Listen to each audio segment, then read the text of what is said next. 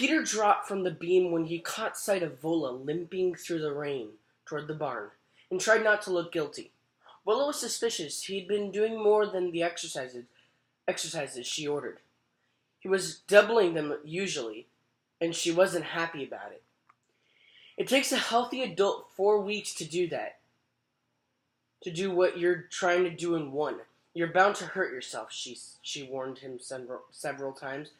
In just these few days, it had become an old argument. He watched her shake off water in the doorway, and it reminded him of Pax, the dog-like way he did that. Was it raining where he was? Would he still shake himself off it if there was no warm, dry inside to come into? Peter shivered and rubbed his arms. What's the matter? You look like you're in pain. Your arms hurt? No, not of course. No, of course they did. But it was a good hurt. A soreness that meant he was getting closer to being strong enough to go. He dropped and did 3 push-ups, his cast resting on his left ankle. See? Fine. Can I do the obstacle course now? It's not raining as hard. No, you can't get the cast wet. I'll figure out some way to waterproof it before you leave. But for today, stay in here. You do all your drills already? Beam work, sack dragging, cinder blocks, all that core work you taught me. Vola nodded to the wall of marionettes. Why don't you practice then? Because those puppets don't get me a minute closer to my fox, Peter wanted to say. He sighed deeply and rolled his eyes instead. Vola was unmoved. How are you coming with them? Okay. Good, I mean. He practiced a few times and gotten a little better. The strings didn't tangle up, anyway. Sometimes, though, the controls still worked exactly the opposite of the way he'd expected them to. And the puppets always looked twitchy, as if they were being electrocuted. But he had run out of patience. Let's do the show. I'm going to be leaving soon. Vola. Peter lifted the crutches, which moved as if they were extensions of his arms now. I made it to the ridge and back twice yesterday. I was on these things almost 6 hours. I would have done 8 except you took them away, remember? I'm ready to go. Vola dropped a handful of nails into an overall pocket and slid a hammer into her belt loop. Then she leveled him a gaze. Show me how you work Sinbad. Peter gave another sigh, which Vola ignored again, and picked Sinbad off the wall. He swept the puppet over a bale of hay and dropped it onto the wooden egg in the big tin bowl that Vola had painted to look like a nest. He knew how clumsy it looked, but he sent her a hopeful glance. Really, that's the desperate hero, risking his life for a chance to escape the mighty rock. Vola took the controls from him, and instantly the marionette seemed to become flesh and blood. Think about what he wants, to escape, she said, as if Peter had... Well, there's, I think that's Vola's farm right there. That's pretty cool, my dudes. This is, pretty good. Actually, before I continue, shout out to the person who encouraged me to read the 18th chapter today. I think he or she commented on my, on the last chapter, so, yeah. Thank her. If you guys are enjoying this stories, thank him or her. Sorry, I don't know what gender anybody is. Anywho, let's continue. Asked for a lesson. Dropped his hands and led with them. Like this. See? Kind of low and sneaky.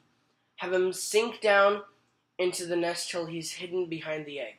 Once he's there, you can let him go and fly the rock over the nest from the other side, from the right. Remember, so it doesn't tangle Sinbad's strings. Bring it down directly onto the egg, nice and slow, so the magnets in its talons catch hold of the ones in Sinbad's hands. They don't move like that for me. Why don't you just set up a mirror and watch yourself act it out? Vola glared at him. It's the third condition, and it's not optional. Come over here. She carried the puppet to her workbench. He wants to move. All the puppets want to move because I made them that way. You just have to show them how. Your muscles to theirs. Your muscles to theirs. She took off Sinbad's cloak. Then, to Peter's shock, she unstrung his wires. She reached for a screwdriver and disassembled the puppet until he was nothing more than a pile of scattered parts. Then she held the screwdriver out. Peter clamped the crutches under his armpits and raised his palms. You watched, didn't you? Yes, but I just stopped in for some tools. We'll be back in an hour. You'll have this puppet put together again, and you won't have any more problems after that. She slapped the screwdriver into his hand and left without another word. It wasn't actually that hard. The marionette's knees and elbows were simple one-way hinges. The shoulders and hips carved wooden ball joints, which Peter could see allowed for greater movement. The hands and feet were fastened with leather straps. The stringing was trickier, but once he'd figure out that the hands had to work off the control that moved like a dragonfly, he was able to figure out the others. And Vola was right. After he'd refastened Sinbad, he could move the puppet more smoothly. Your muscles to theirs, Vola had said. And sure enough, Peter was able to translate the movement she'd suggested through his own body to Sinbad's. Your muscles to theirs. Didn't work for the rock. Peter flexed his shoulders, swooped his arms, but the bird only lurched a few strokes and then fell as if it had been shot. The bird's glittering gaze seemed a reproach. I'm sorry, bird. I don't know what you're supposed to be doing, though. Are you trying to eat the guy? Are you trying to protect your... Are you protecting your egg? Suddenly, Peter wanted to know the rock's story. Wanted to get it right. He found the slot where Vola kept the Sinbad book. As he drew it out, he heard a quiet thunk. There was something at the back of the niche. He pulled it out. A square tin, faded yellow, and decorated with the peeling words, "Sunshine Biscuits." He steadied it onto his palm and thought back to the battered cookie tin he found at his grandfather's, the one with the heap of soldiers guarding the surprising photo. He pried off the lid. Inside was a sack of index cards, scrawled with handwriting he'd already come to recognize. He knew instantly that he held in his hand Vola's personal truths, the ones she kept hidden. He snapped down the lid, not wanting to invade her privacy, but it was too late. He'd read the top one. I would have been a good teacher. It wasn't a terrible truth, and it didn't even seem all that personal. Still, he wished she hadn't seen it. He pushed the tin back into the niche and slid the book in after it, just as Vola came back in. He pointed to the marionette. I've got it now. Let's do the scene. But Vola only walked to her workbench and poured oil onto a whetstone. Not yet. We need a stage first. I'll put something together when I got some free time. A stage? You didn't say anything about a stage. The marionettes don't just swing around in thin air over a couple of hay bales. She turned around and raised a palm to cut off Peter's protest. Listen, boy. I will see that soldier story the way it should been seen. You'll have to respect how much that means to me, even if you don't understand it. Which you should, by the way. You carrying that charm around, it's the same thing. You're telling that story of your mother's for her. But it will take so long, and there's no hurry. You're going to be here another week anyway. She clumped back to the workbench, sat down hard, and began selecting tools. Discussion over. Peter flung himself onto a sack of hay bales. Another week of this, and he'd go crazy. The word struck him. He didn't think of Vola as crazy anymore. He propped himself on his elbows and studied her as she polished her tools, noticing how carefully she lifted and cleaned each one. How, when she finished, she laid it precisely in its place. There was a calm purposefulness to her movements that he liked. A predictability. I don't know how to read, okay? Francois waddled in and yawned. He climbed to a crotch in the rafters above the workbench and started washing himself before a nap. It occurred to Peter that, like Francois, he'd grown comfortable with Vola. Peter craned his head to see what she was making. A handle.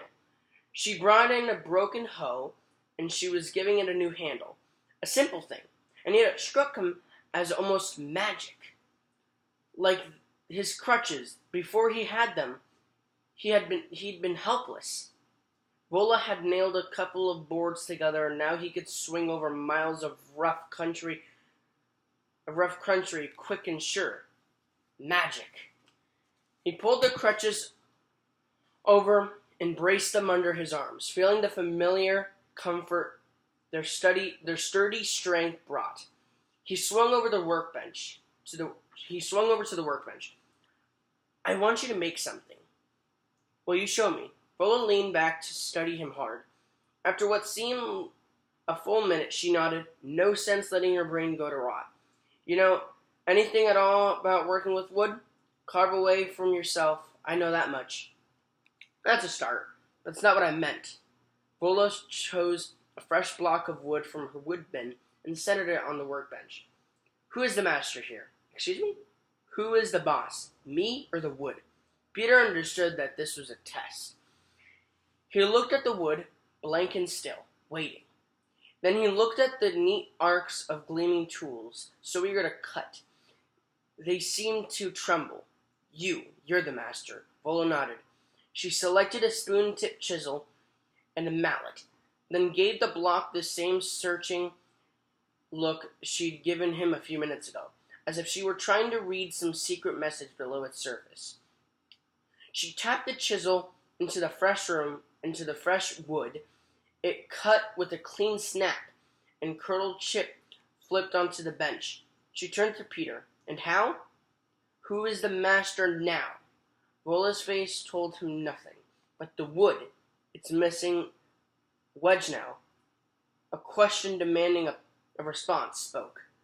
The wood is. He said certain. That's right, Vola agreed. From this moment on, the wood is the master. The carver is the servant to the wood. All craftsmen are servants to the craft. Once you decide what you want to make, the project is the boss.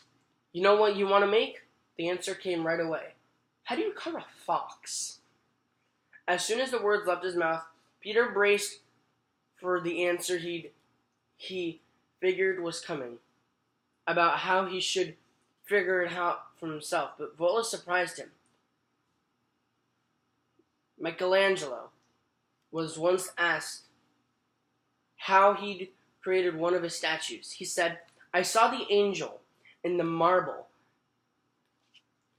and carved until I set him free. Might be a good way to think about it. Of course, you're going to try to find the fox in the wood. So you have to start with some wood. She motioned Peter to follow her to the wood bin. Different woods, different myrtus. Basswood's easy to carve, holds fine detail, and it's light. I use it for the marionette's heads. Now this pine, white ash is good for baseball bats, Peter offered. It's really hard.